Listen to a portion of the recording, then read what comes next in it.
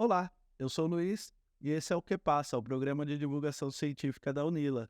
Eu estou aqui com a Roberta e hoje eu vou conversar sobre monumentos históricos com a professora Ana Rita Uni. Bom dia, professora. Se apresenta para a gente, por favor. Bom dia, eu sou Ana Rita Uri, sou professora aqui da UNILA desde 2018. Sou formada em História na Universidade de São Paulo e fiz pós-graduação, mestrado e doutorado em História também na Unicamp, trabalhando com memória e cidade, especificamente com monumentos públicos celebrativos. Aqui na UNILA eu atuo na área de História e na especialização, ensino História da América Latina, e também trabalho na coordenação do Museu Digital da UNILA, o MUD. Professora, eu queria entender quem define quais são os temas e os personagens históricos e como que esse processo evoluiu ao longo do tempo. Então, em geral, passa por uma vontade da sociedade civil. Então, pode ser alguém que então deseja homenagear uma figura histórica. E aí isso precisa passar pela Câmara dos Vereadores ou, né, pela Câmara Legislativa para ser votado. Isso não mudou muito ao longo da história, embora agora a gente tenha muito mais participação, seja mais democrático, tem mais participação dos movimentos sociais, dos coletivos, nas figuras que são homenageadas. Mas eu acho que o que é importante pontuar, que mudou mais, para além desse fluxo, né, de quem é que escolhe o homenageado, é que mudou um pouco nossa vivência na cidade, né? Como é que a gente entende a cidade, como é que a gente vivencia a cidade. E aí acho que é importante falar que esse tipo de monumento celebrativo, ou que a gente chama de monumento intencional, é um monumento que ele é produzido para celebrar uma memória específica, ele tem uma intenção de memória, que pode ser um grande personagem, pode ser um episódio da história, e ele vai para a cidade pensando numa lógica de cidade, né? No Brasil, a partir do final do século XIX e começo do século XX, é um momento em que tem um boom dos monumentos, tem um historiador que vai chamar de estatuomania, isso acontece na América Latina toda e na Europa, são muitas estátuas, né? Isso tem a ver com várias questões, tem a ver com o tipo de vivência na cidade, as cidades estavam sendo reformadas com grandes avenidas, cidade pedestre, então que você caminhava, você estava na praça, via o monumento. Então esses grandes monumentos, estátuas equestres e tal, eles têm a ver com esse tipo de cidade mais lenta, mas que também eram cidades que estavam sendo reformadas e que o monumento tinha uma função de equipamento urbano, né, de embelezar a cidade. Para além disso, também tem a ver com pensar a história local, a história regional, a história nacional, quem são esses personagens. Então tem a ver com um tipo de pensamento histórico do século XIX, né, uma história calcada em grandes personagens, em grandes episódios, que mudou muito de lá para cá. A gente hoje tem uma perspectiva bem diferente. E também tem a ver com os estados nacionais, né? Com pensar essas identidades, né? Então, escolher personagens que vão identificar um grupo, né? Uma comunidade. Então, acho que tem isso, o fluxo é mais ou menos esse. Qualquer equipamento público na cidade, qualquer monumento tem que passar por um projeto de lei que tem que ser votado na Câmara, então tem que partir de um movimento que pode ser da sociedade, pode ser de um político. Era muito comum o político homenagear o seu avô, homenagear o seu pai. Então, a gente tem uma predominância no Brasil, né, de homenagem a homens políticos. Mas acho que, além do fluxo, acho que o que mudou muito foi essa vivência na cidade, tipo de cidade que a gente vive hoje, que é bem diferente. É, a senhora falou que houve uma mudança na percepção desses monumentos históricos. Eu queria que a senhora aprofundasse um pouco mais isso.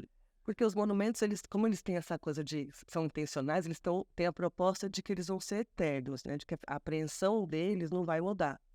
Só que o tempo histórico muda, e as relações sociais mudam, e a cidade muda e a gente muda. Então a gente não é eterno, nenhuma percepção é eterna. A gente vai mudando o jeito de ver esses personagens, né?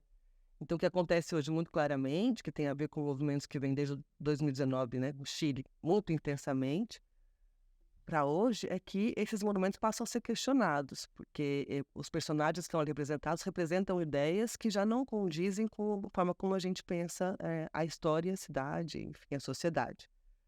Essa interpelação, né, ela é do momento presente, porque as relações com a memória são do presente. Então a gente vai discutir um monumento de um traficante de escravizados porque a gente está discutindo racismo no momento contemporâneo. A gente vai discutir um bandeirante porque a gente está discutindo a questão indígena no momento presente. Então, a percepção muda porque tem a ver com mudanças no tempo e que no momento presente aquilo já não cabe mais. Se é que um dia coube, né? Mas não cabe mais. Então, começa a ser reivindicado ali quem é esse personagem, que valores que ele está comemorando ali e se isso cabe na nossa sociedade hoje, né? Com o que a gente está vivendo. Professora, e como que os avanços tecnológicos eles podem auxiliar na preservação, na pesquisa, na documentação desses monumentos históricos? auxiliam muito, porque assim, a pesquisa com monumentos históricos, na época que eu fiz, por exemplo, mestrado e doutorado, é uma pesquisa difícil, porque você não tem concentrado os documentos. Então, a gente precisa ir em vários lugares para procurar, em caixas, e assim, sempre é uma alegria quando você encontra alguma coisa, porque isso não estava organizado. Quando você digitaliza, você permite que a busca seja muito mais fácil, né? Uma economia de tempo enorme para o pesquisador. Então, a digitalização ela é fundamental. Você tem um pouco de documento que está no Conselho de Patrimônio Histórico, um pouco que está na Prefeitura, um pouco que está no jornal. Então, quando você tem isso digitalizado, você consegue de casa mesmo ou indo até ali procurar. Por outro lado, para quem está mapeando agora, que é o meu caso, as intervenções dos monumentos, é fundamental, porque eu consigo ir mapeando em tempo real, mais ou menos, as intervenções, né? Com fotografia, com reportagem de jornal, eu consigo, porque tudo está digitalizado. Se não tivesse, seria muito mais difícil conseguir saber o que está acontecendo na África do Sul, o que está acontecendo em Moçambique, o que está acontecendo no México em relação aos monumentos. A gente consegue ter uma visão mais global, assim, por conta disso também. E essas obras de arte, né, esses monumentos históricos, ele reflete a cultura da nossa época, né? A senhora falou sobre... Vou pegar aqui o exemplo da estátua do Borba Gato. Ele representa aquele pensamento da época, né? A construção dos heróis brasileiros e, ao mesmo tempo, representa uma estética que eu não sei como me referenciar àquela estética, kitsch seria talvez a palavra, mas eles vão refletindo a cultura da época a partir do quê? O Borba Gato acho que pode ser um exemplo legal para a gente pensar isso, né? Por um lado, esses monumentos paulistas, o Anhanguera, o Borba Gato, entre outros, eles têm a ver com um processo histórico que acontece em São Paulo, que é a criação de uma mitologia paulista, né? A criação da ideia de que São Paulo tem uma origem nobre, é um estado que enriqueceu só no século XIX, então era visto como um estado que né, não tinha berço, não tinha origem, né, em relação aos estados do Nordeste. E aí São Paulo precisa criar uma história bonita, assim, né? Que não seja essa de degredados, de homens violentos que vieram para cá. E essa história é criada a partir da ideia de que há uma harmonia, né? De que existe um encontro entre o bandeirante e o indígena tupi, e eles se encontram, e aí eles vão criar a família paulista. O João Ramalho, que aparece muito nos monumentos, e a Bartira, que é a mulher indígena tupi. Então, essa mitologia bandeirante que ela é criada nos institutos históricos, que vai dizer, então, de uma relação harmônica, desse encontro, de que os indígenas foram cristianizados, os paulistas vão dizer assim, os indígenas de São Paulo são colaboradores, são os tupi, e os indígenas do Nordeste são tapuia, que são os indígenas bravos. Então, tem essa coisa de que o nosso indígena é melhor. E aí, essa mitologia criada, ela vai ser muito importante para a criação de obras de arte, tanto na pintura quanto na escultura. E os monumentos refletem muito isso, esse diálogo, essa narrativa harmonizadora da história, né? Então, primeiro, em relação à história, tem a ver com isso, esses grandes personagens. É preciso comemorar o Borba Gato como um homem bravo, corajoso, que veio, que enfrentou, né? É preciso comemorar o Anhanguera. E aí você ali oculta todas as atrocidades, as violências, enfim. E, por outro lado, também tem a ver com a questão estética, né? Assim, os monumentos, a maioria deles são estilo neoclássico, é um estilo que acontece no final do 19, começo do 20. Então, eles vão ter, em geral, base de granito e a escultura em bronze em cima, o ferro fundido, bronze, enfim, que pode ter alegoria ou não. O Borba Gato é uma exceção. O Borba Gato é interessante porque, ao mesmo tempo que o conteúdo é um conteúdo muito violento, enfim, tem a ver com comemorar esse bandeirante e essa ideia do genocídio indígena, a forma não. O Júlio Guerra era um escultor até meio deixado de lado, ele era um escultor tido como um escultor caipira, ele era de Santo Amaro, ele não fez tantas coisas assim.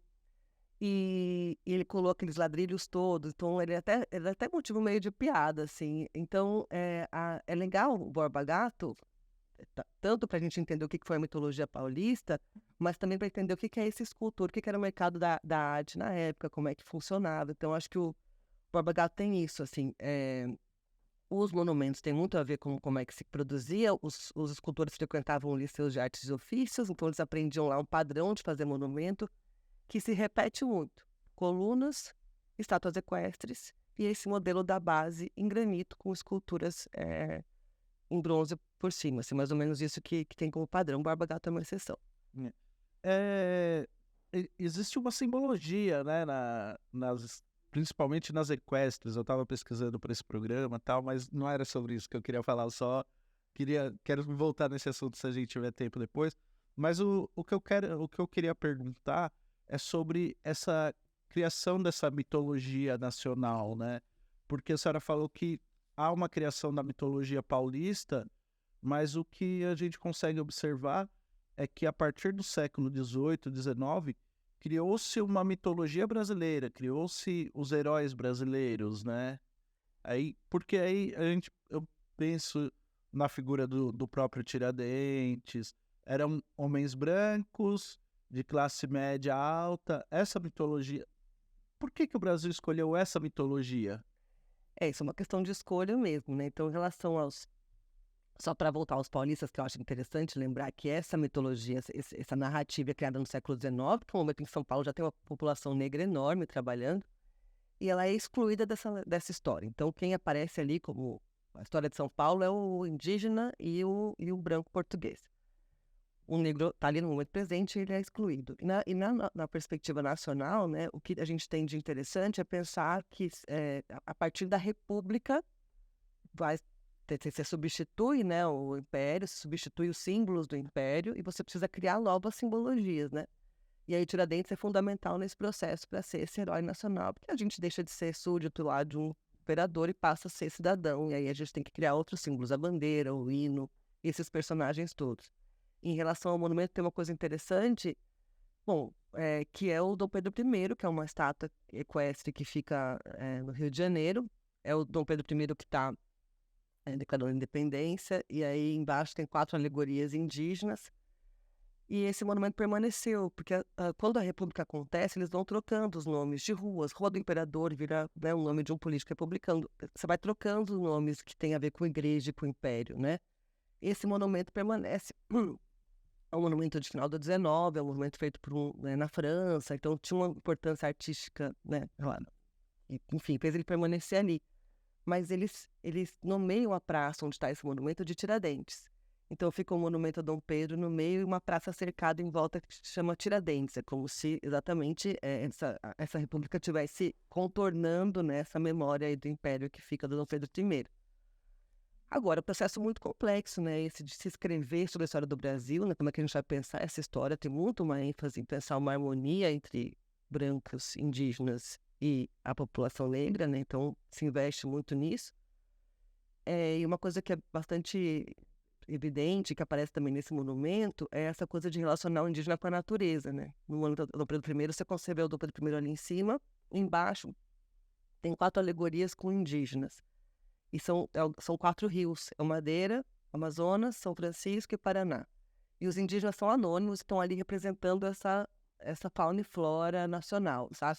Isso é muito comum também. Só para voltar ali para te falar um pouco, os indígenas de São Paulo, como eles foram entendidos ali na mitologia bandeirante como indígenas colaboradores e tal, eles raramente estão com botox, raramente eles aparecem paramentados, sempre com uma correntinha com uma cruz, uma coisa mais... E os indígenas, é muito raro no Brasil representar indígena nessa posição mais de resistência, né, nos monumentos. Nesse monumento do Dom Pedro, ele aparece com botox, um dos indígenas. Mas é isso, ele está relacionado com a natureza, então não é um personagem com nome e sobrenome, né? É uma figura que está ali como uma planta, como um rio. E como que esses monumentos, essas representações de personagens históricos, como que isso contribui na educação e impacta na formação da identidade das pessoas em relação a uma região, em relação ao país? Então, impacta bastante, né? Tem um poema do Manuel de Barros que eu sempre cito em aula, que ele fala assim: eu não tinha educação de cidade para saber que herói era um homem montado num cavalo de pedra, né? É uma coisa que a gente aprende desde pequeno, né? O lugar desses heróis, eles estão no alto. E aí eles estão no alto e eles representam alguns valores, né? Você associa aquela figura a alguns valores que ela carrega. E aí que é um pouco exemplo para a gente do que a gente deveria ser ou imitar, né? Então, os monumentos, eles têm um sentido pedagógico muito grande. Eles foram pensados para isso, para educar sobre história no espaço urbano, né? Especialmente a população que não era letrada. Então, ele educa pelas imagens. Então, tem essa função de educar nesse sentido de se espelhar naquela figura. O que é interessante a gente pensar é que tipo de valores são celebrados quando a gente celebra, por exemplo, a Anguera, né? Quando a gente celebra o Borba Gato. Quais são os valores que esses personagens trazem? Porque é disso que a gente está falando, né? É desses valores. Então, a gente sabe que tem um sentido, tem um objetivo de educar mesmo, no sentido pedagógico. Agora, eu acho mais interessante pensar a educação a partir dos monumentos como fonte histórica, né, para a gente. Igual eu estava falando aqui sobre isso, como é que a gente consegue entender sobre o que se criou de narrativa para o Brasil a partir do monumento Dom Pedro I, né? O lugar do indígena, o lugar do imperador, a Praça Tiradentes. Ali a gente consegue fazer uma discussão muito legal sobre a história do Brasil, só com aquele espaço, e menos pensando nos valores que Dom Pedro carrega quando ele proclama a independência, né? Então a gente está mais hoje pensando nesse sentido do documento histórico da fonte, o monumento como fonte. Professora, no começo da conversa, a senhora falou que existe uma tendência, né, de representação nos monumentos históricos no Brasil. Eu queria saber qual é essa tendência e como que ela se alterou ao longo do tempo.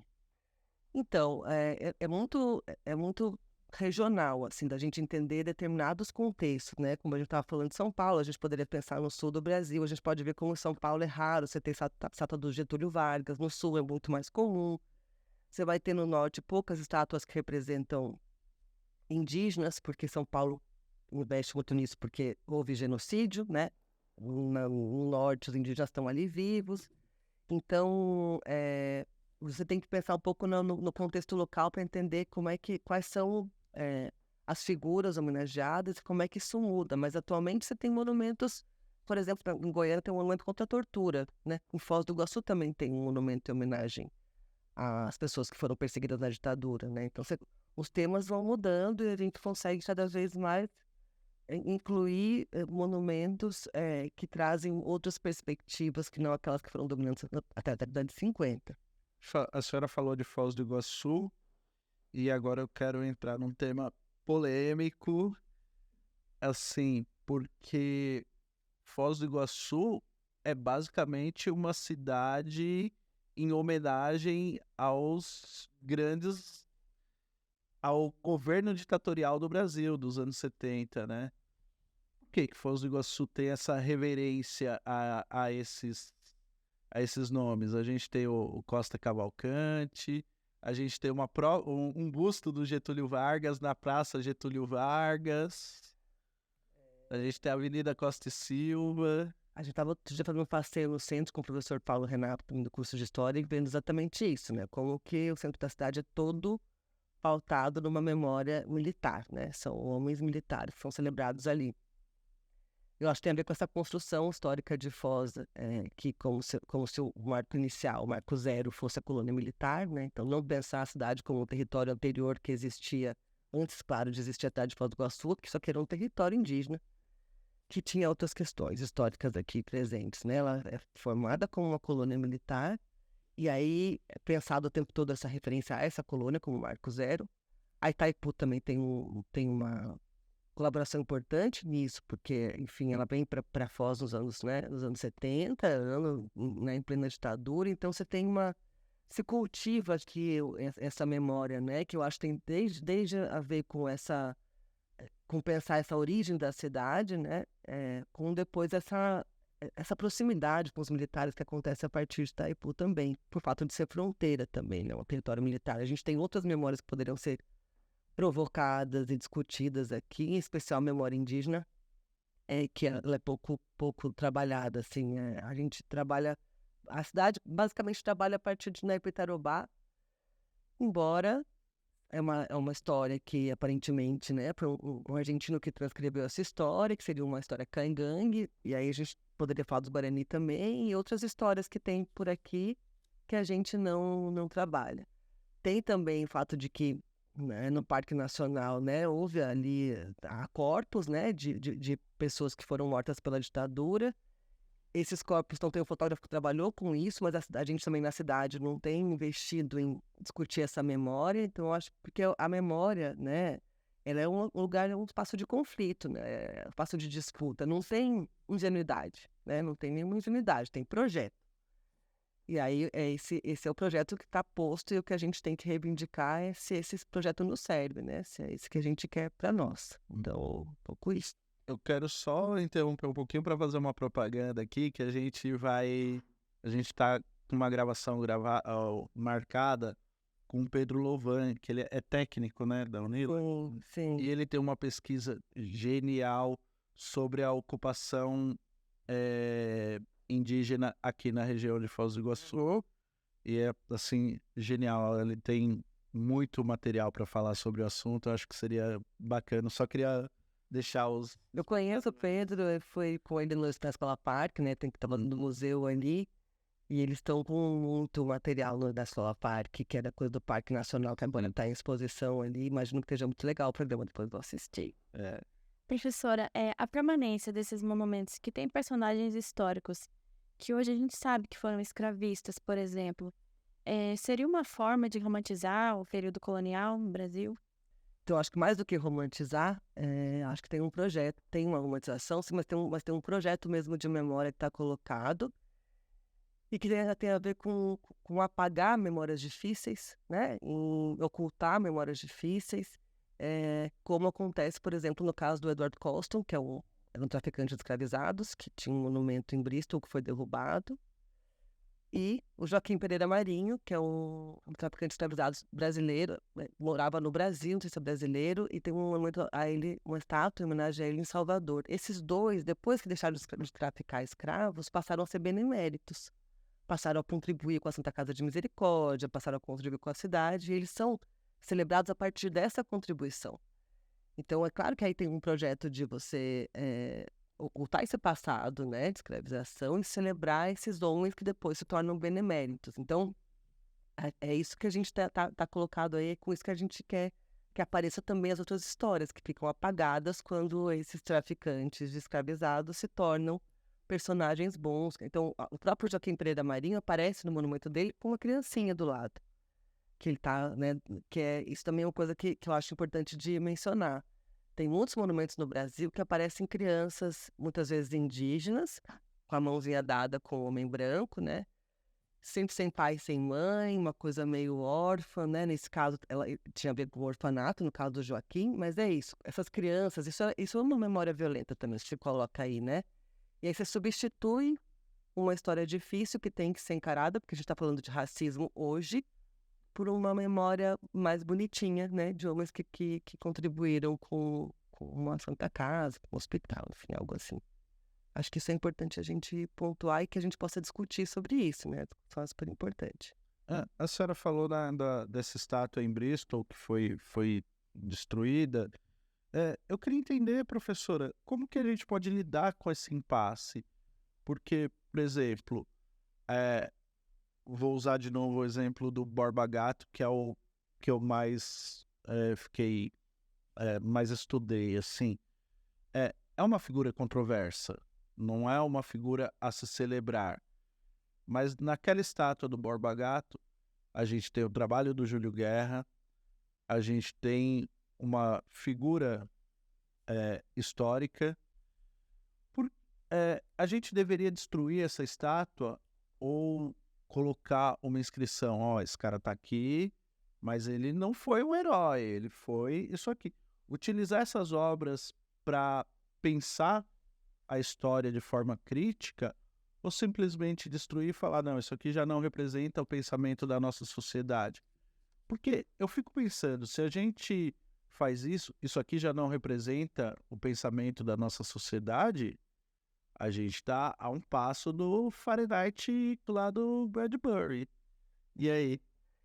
Então, primeiro eu acho importante, vou pontuar duas coisas. A primeira é que, desde que se inventou a celebração de personagens, se inventou a destruição dessas celebrações. Isso existe desde que começou, é junto.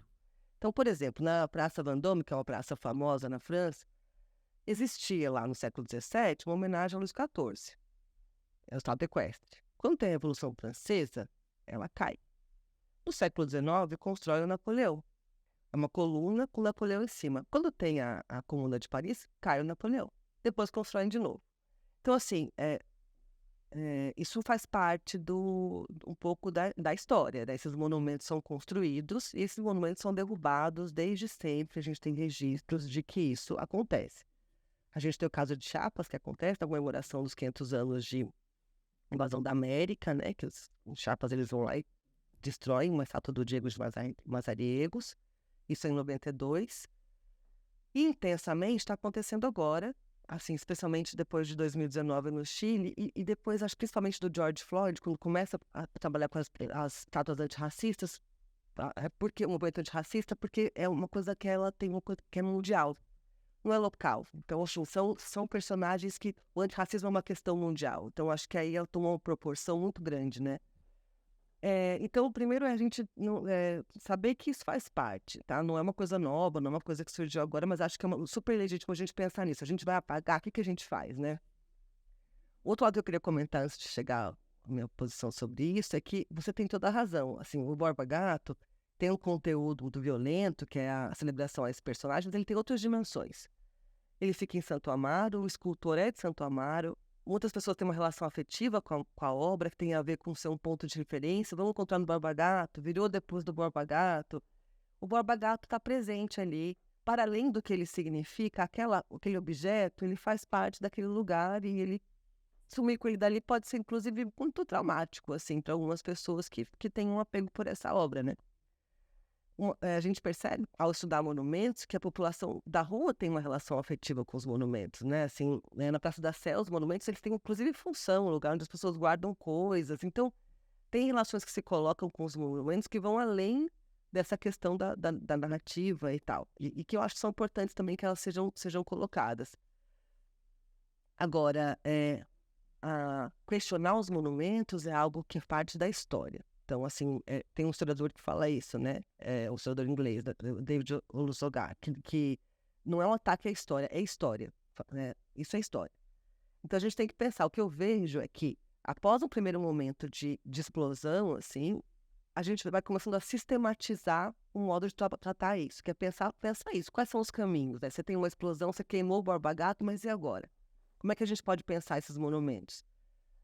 Porque o que aconteceu? É que quando caiu o Colston, no dia seguinte atacaram o Leopoldo, que é o rei belga, né? Que ele fez.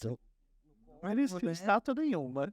Ele foi atacado e foi retirado. Então, assim, não precisou nem cair. Eles atacaram, retiraram. Depois, o Anhanguera, em São Paulo, passou a ser vigiado 24 horas por dia.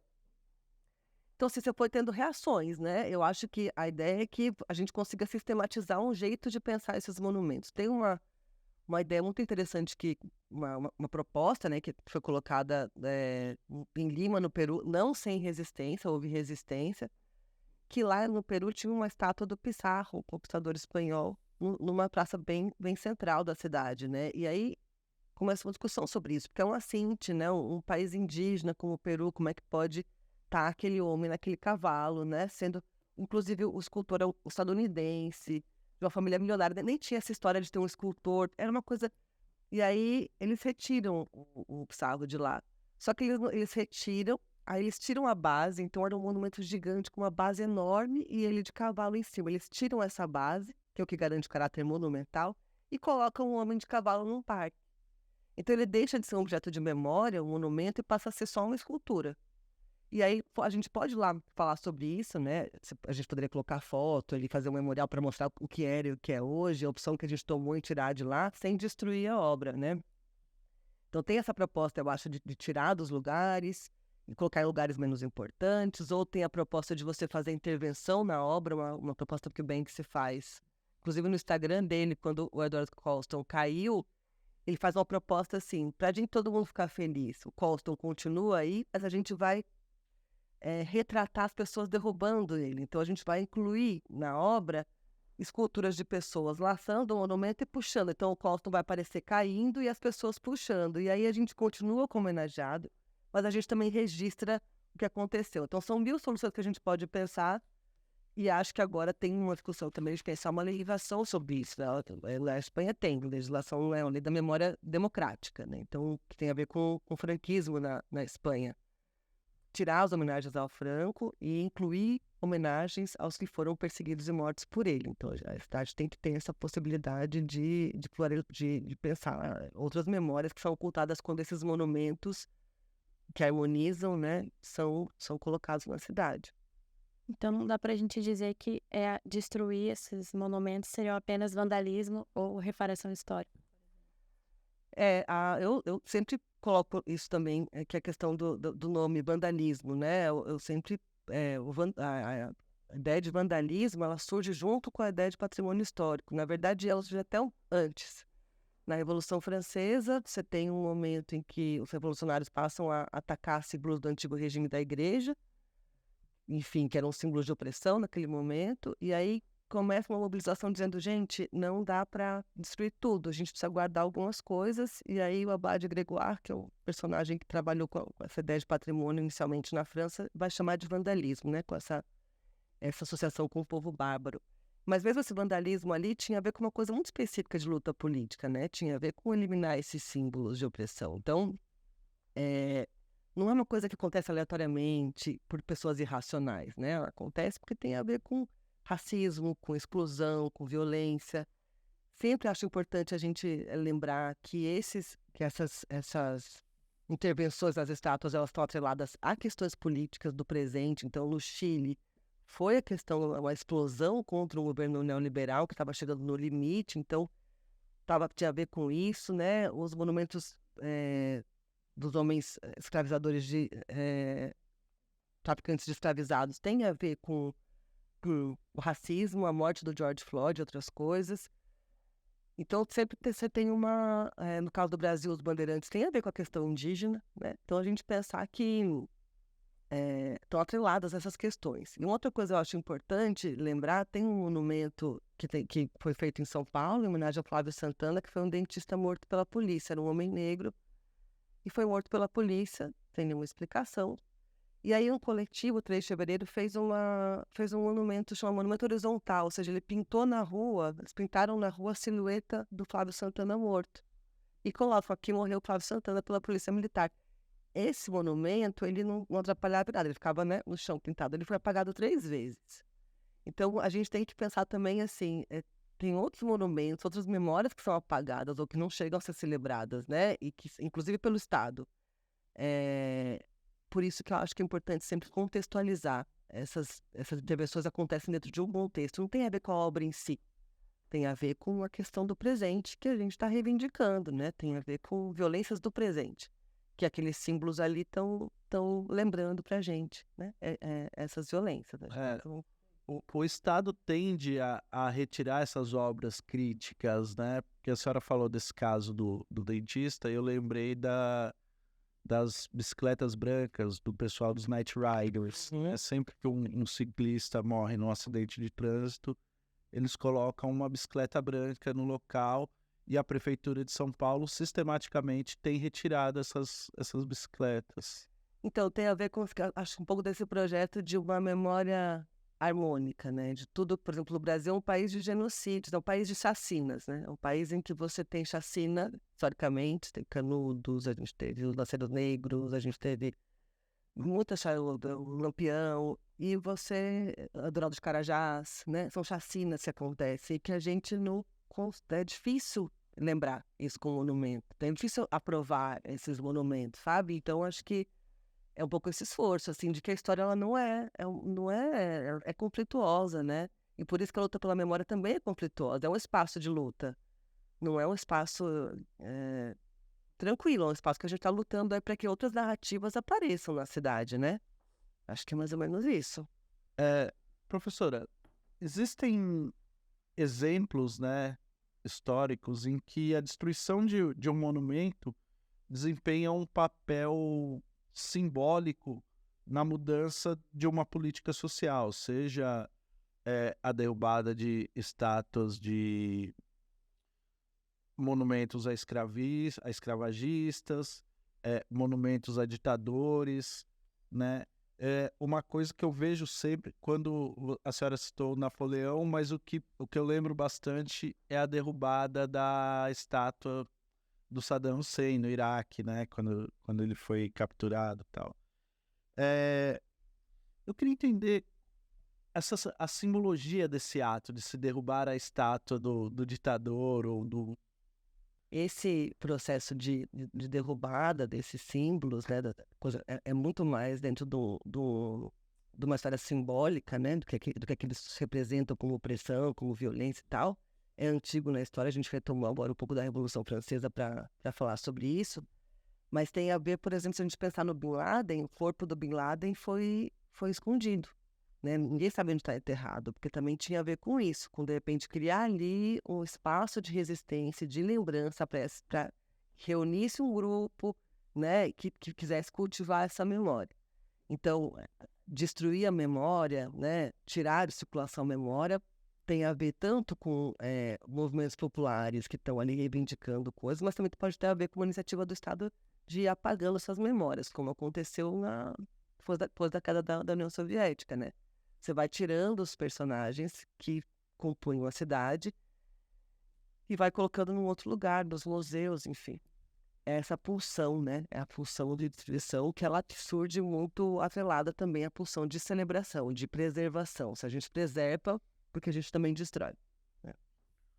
Então, isso me deixa preocupado realmente, porque a destruição de um monumento começa com a derrubada da estátua do Saddam Hussein, no Iraque, e de repente a gente está vendo o Talibã destruir estátuas de Buda de 5.000 anos, porque é de uma religião diferente. Então, quando eu digo que eu me sinto preocupado com isso, quando a gente, como sociedade, dá o aval para a destruição de uma obra, é perigoso porque a gente começa a apagar outros itens históricos porque não condizem com o nosso pensamento, né?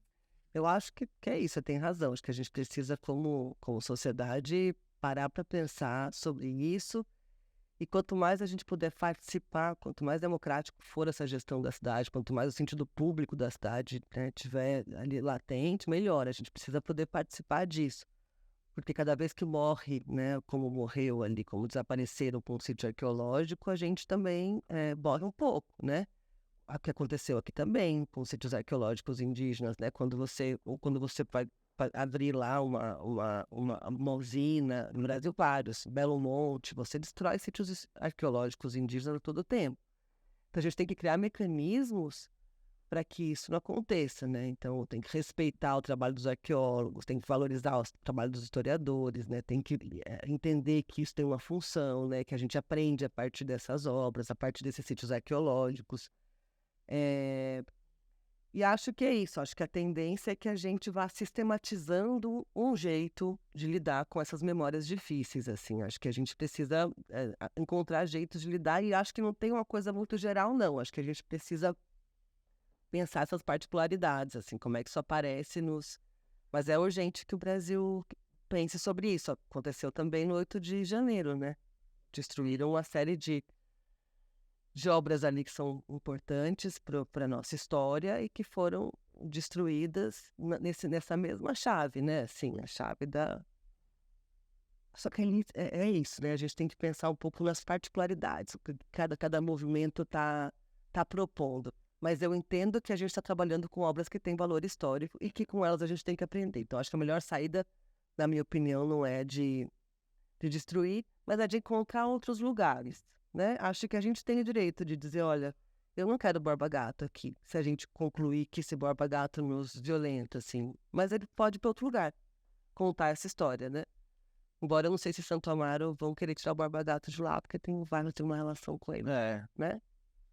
Professora, então depois desses movimentos mais recentes em relação aos monumentos históricos, está sendo realizado alguma forma de pensar isso para outras estátuas, né, outros monumentos? Então, o caso de um monumento recente na Argentina, por exemplo, que é o caso da Maria Remédios del Valle, que é uma mulher, uma personagem importante da história argentina, uma mulher negra, né, que, enfim, lutou no exército, auxiliou, enfim, no exército da Argentina, e que ela é uma figura importante para representar o povo afro-argentino. E aí foi feito um concurso lá, em homenagem, para se pensar um monumento em homenagem a essa personagem, porque o que a gente tinha ali é um vácuo, né? Um vazio em relação à comunidade afro-argentina que precisa ser ocupado. E uma homenagem a essa personagem, por exemplo, é uma forma de ocupar esse vazio. Então, pensar os monumentos tem um pouco a ver com pensar isso, né? Quais são as representações que são importantes, o que tem aí nas cidades, o que a gente precisa. São questões do presente mesmo, que a gente acha que quanto mais participação tiver, melhor. Assim, quanto mais gente tiver tomando decisões, né? Opinando, a gente tem que criar um pouco essa cultura de que a cidade é assunto nosso e de que a gente tem que poder opinar sobre a cidade, né? O Foz recentemente teve aquela coisa de colocar uma faixa pedestre em homenagem ao movimento LGBT da prefeitura que foi apagada, né? Então, assim, é um pouco uma cidade que permita que as pessoas também possam se expressar e tal. Então, acho que é difícil porque tem a ver com no nosso caso, um país super desigual, né? Um país que vive nesse momento uma intensa luta política também. Então, achar caminhos aí de diálogo e de que a gente consiga lidar com essas questões, né? Essa relação com a cidade, né, passa pelo senso estético da época, né? A gente está falando de monumentos aqui, mas se fazem ainda esses grandes monumentos equestres? Existe ainda vamos dizer, essa indústria de monumentos? Porque eu tô puxando de cabeça aqui, eu lembro dos antigos. Os mais atuais não são outro tipo de obra de arte, né? Não... Os estátuas equestres caíram um pouco, né? Eu não tenho visto inaugurar a estátua equestre nos últimos tempos, assim, acho que é uma coisa Mas ficou mesmo os grandes monumentos, Então, pedestais. esse da Argentina vai ser um grande monumento, né? Isso vai ser um grande monumento. Mas a gente trabalha muito mais hoje com uma perspectiva, primeiro, de arte abstrata, né? Não tem essa coisa mais figurativa e alegórica que tinha nos monumentos. Também tinha a ver com o tipo de formação dos artistas, que agora é outra, né? Com o tipo também de mercado da escultura. Esses artistas, por exemplo, eles viviam de produzir bustos, né? Para particulares e para cemitério. Então, os mesmos artistas que faziam os monumentos são os que estão nos cemitérios fazendo lá né, aquelas esculturas das lápides. Eles viviam disso. Os monumentos, em geral, aconteciam concursos, né? Serviam para dar visibilidade para esse artista. O artista escultor é um artista também que tinha um trabalho muito pesado, diferente do artista pintor, que estava mais nas academias de arte. Então, tem a ver com esse mercado e com um padrão também de escultura que circulava muito, estátua equestre, que tem a ver com uma estátua lá, né, da Roma Antiga, que eles vão se esperando ali. Hoje em dia a gente está num outro processo, até porque a cidade muda, né? A gente investe muito menos em monumentos, muito mais em viadutos para celebrar nomes de pessoas. Então, viaduto fulano, né? E você vai ficar muito mais visível o nome do fulano se você passar no viaduto desse fulano. Então, a cidade vai mudando e a gente vai mudando também as formas de celebrar os nomes, né? Acho que tanto tem a ver com uma série de questões, mas também tem a ver com a nossa vivência na cidade, que não cabe mais inaugurar um grande monumento como esse. A gente não pensa mais em grandes personagens, né? A gente pensa diferente hoje, quando a gente trabalha com historiografia. A cidade não é mais uma cidade de pedestre, tanto quanto era antes, né? A não ser as regiões mais centrais, que tem muita praça e tal. E a cidade... E os escultores já não trabalham com esses materiais também. Então, tem uma mudança que faz com que a gente hoje não veja mais tanto esse tipo de obra. E, por exemplo, eu gostaria de mudar, sei lá, Avenida Costa e Silva ali. Eu tenho um grupo comigo que acha que a gente não deve homenagear alguém que trabalhou com a ditadura brasileira. Qual o procedimento para eu, sociedade civil, ir lá e falar, vamos mudar o nome dessa rua? Então, acho que inclusive já, se não me engano, isso já chegou a acontecer aqui em Foz do Iguaçu, tentativa de mudança de nome. Isso tem acontecido no Brasil.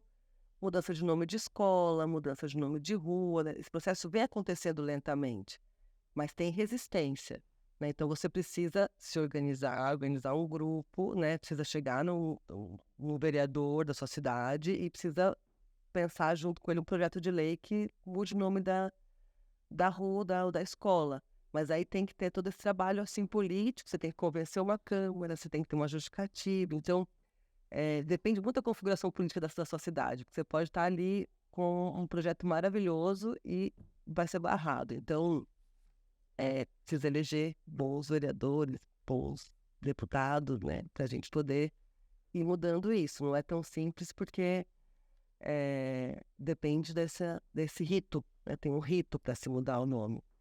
Mas está acontecendo, né? Tem escolas e tem... Mas também continua acontecendo uma escola Eduardo Bolsonaro, continua acontecendo assim, nomes de escolas que são... Isso foi uma prática que muito veio a partir da República, né? De nomear... Tudo a gente dá nome de gente, né? Não tem mais o nome do fenômeno da natureza, nome de gente sempre. O fulano, ou foi o professor, ou foi o político, ou foi o médico. Criou-se essa cultura que a gente poderia muito bem discutir se essa cultura cabe, né? Se essa cultura é uma forma de você marcar a memória ali de um conjunto de... Tem um trabalho de uma estudante da gente, da Unila, que é a Beatriz Varanes, e ela faz uma pesquisa sobre os nomes de ruas, para um pouco entender nomes de ruas de mulheres, nomes de ruas de homens. Ela vai fazendo uma proporção impressionante, o nome de ruas. Pouquíssimas, né, nomes de rua com mulheres, assim. Então, isso é uma coisa que a gente precisa discutir. Não é possível que a gente continue nomeando. E se a gente for fazer uma pesquisa sobre como é que está sendo feito atualmente, eu duvido que a gente esteja conseguindo equalizar isso, né? Então, é algo que a gente tem que se preocupar também daqui para frente, não só com o que já tem, mas com o que a gente quer daqui para frente, né? Acho que isso é importante. Uma outra coisa que eu pensei também é em relação a monumentos religiosos, por exemplo. Há uma predominância da religião católica em monumentos nas cidades, né? Você não vê, ou vê muito pouco relacionado a outras religiões, né? Quando tem, muitas vezes são alvos de ataque, né? Monumento, especialmente monumento em homenagem à figura do candomblé. Tem alguns casos no Brasil de que o monumento é colocado e ele é destruído na sequência. Então... Isso tem acontecido bastante na região Nordeste, né? Eu conversei, algum entrevistado veio aqui e comentou isso comigo. Tem acontecido bastante na região Nordeste. Então a gente tem uma dificuldade, assim, de... Até os monumentos católicos têm sido alvo também, porque tem uma resistência aos santos, da ideia dos santos. Então tem os ataques agora que acontecem em relação aos santos católicos, porque tem a ver com uma parcela muito radical de evangélicos que, né, não são todos, lógico. Mas é uma coisa que a gente precisa, porque tem a ver com uma coisa que tem no Brasil, que é essa intolerância religiosa, né? Em especial as religiões afro-brasileiras. Então a gente precisa... Os monumentos, a relação com eles é meio que consequência da relação que a gente coloca entre nós, assim, como sociedade. Isso vai aparecer na relação com os monumentos também. Então acho que passa meio por aí. Quando a gente vai para a escola discutir a religião afro-brasileira, e daí os pais vêm reclamar que a gente discute isso ali, ou alguém denuncia que está sendo discutido esse assunto, a gente tem dificuldade de avançar, porque aquilo ali é visto como uma coisa que é negativa e que daí a cidade não pode acolher esse tipo de memória, né? Então, eu acho que passa muito pela educação, a discussão disso na escola, por esse respeito, né, que isso acontecer, mas tem a ver com discussão pública mesmo, né? Mas, de fato, no Brasil, predominantemente se fez monumentos da religião católica, e agora começa a aparecer outros tipos de monumentos que muitas vezes são destruídos. Professora, no começo do episódio a senhora citou Moçambique, que é um país que teve a sua independência recentemente, relativamente recente, e como é que eles vão lidar com uma situação em que existem muitos monumentos históricos, né, referente à época colonial? Como é que eles vão lidar com isso?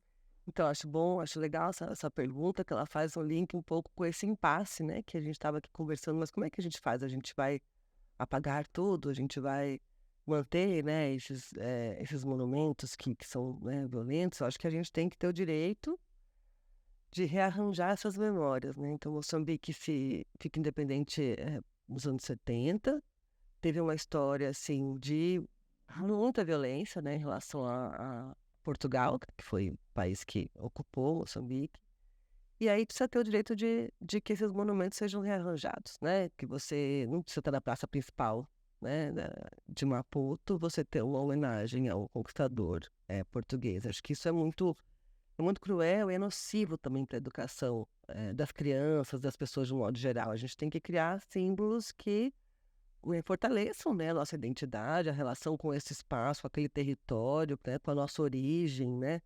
Então, acho que, para mim, o mais importante é que a gente possa discutir esses assuntos, que não seja um tabu falar sobre isso, e que a gente tenha o direito de pensar e rearranjar essas memórias, né? A gente não pode ser algo intocável que a polícia vá lá, que é o que aconteceu no caso da Anhanguera no Brasil, que logo depois que cai um monumento na Inglaterra, eles colocam o policiamento lá 24 horas. Eu acho que apagar tudo, destruir seja um problema, embora a gente tenha tudo, não é muito documentado atualmente, mas acho que a gente tem que poder tirar, colocar e escolher o que a gente quer na cidade, ou intervir na obra, né? Eu estava dando aula aqui, acho que no Paraná, recentemente, e uma professora disse assim: todas as estátuas em homenagem aos pioneiros sempre só tem homem. E por que não tem as mulheres e as crianças que vieram junto com eles, né? Ela falou, eu acho muito chato isso, né? Sempre tem um pioneiro homem. E eu falei, era uma boa da gente colocar uma mulher e uma criança junto nessa estátua, né? Por exemplo, porque falta. Então, eles têm um impacto sobre a nossa sensibilidade, sobre como é que a gente pensa a história, como é que a gente pensa o nosso papel nessa história. Acho que a gente tem que ter o direito de fazer esses novos arranjos. É isso. Professora, eu queria agradecer a sua participação aqui com a gente. Eu que agradeço.